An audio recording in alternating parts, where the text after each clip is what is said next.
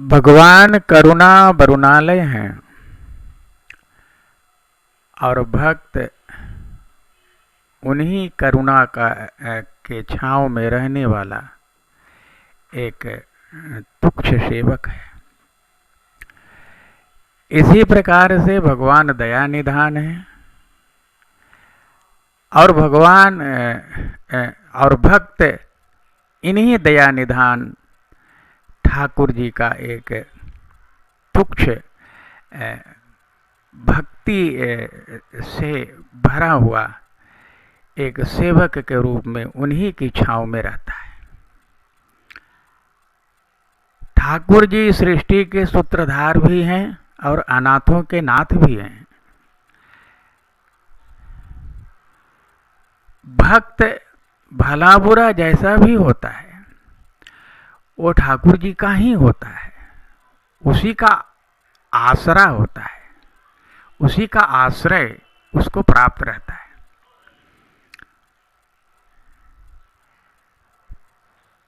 भगवान कृपा निधान है, कृपा के आगार हैं और उन्हीं का दास, उन्हीं की कृपा की छांव का एक बिंब है।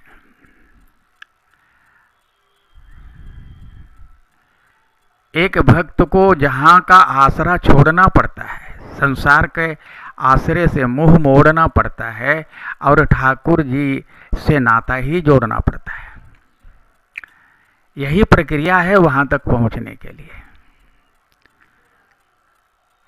जन्म जन्म का नाता ठाकुर जी से एक भक्त का जुड़ा हुआ रहता है, जो छुड़ाने पर भी नहीं छूटता है।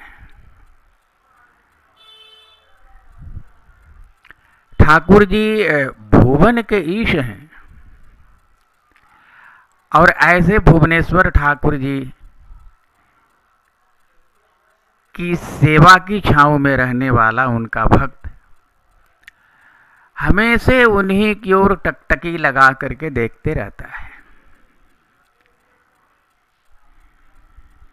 एक दास ठाकुर जी के चरणों का आश्रय लेकर के जगत का उपहास सहते रहता है, लेकिन उस उपहास में भी वो मुस्कुराता है, क्योंकि उसको उसके लिए भला और बुरा ये भेद ही नहीं रहता है।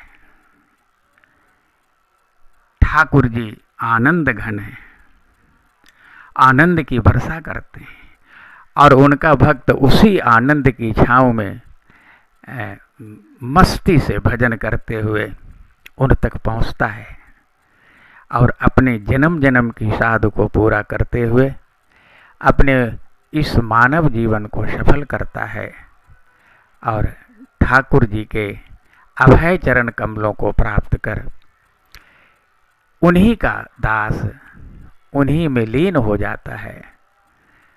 उसका जन्म जन्म का भवसागर छिन्न भिन्न होकर के नष्ट हो जाता है और उसका आवागमन रुक जाता है। ऐसी भगवान की भक्त वत्सलता आपको और कहीं देखने को नहीं मिलेगी, जो ठाकुर जी अपने भक्तों के साथ हमेशा इस प्रतिज्ञा को निभाते रहते हैं, इस रिश्ते को निभाते रहते हैं। और आज से नहीं, जब से सृष्टि है तब से ठाकुर जी भक्तों के लिए इसी प्रकार से अपने विरद को स्मरण करते हुए उनके सभी सुखों दुखों को हर कर उन्हें अपना लेते हैं। नारायण, धन्यवाद।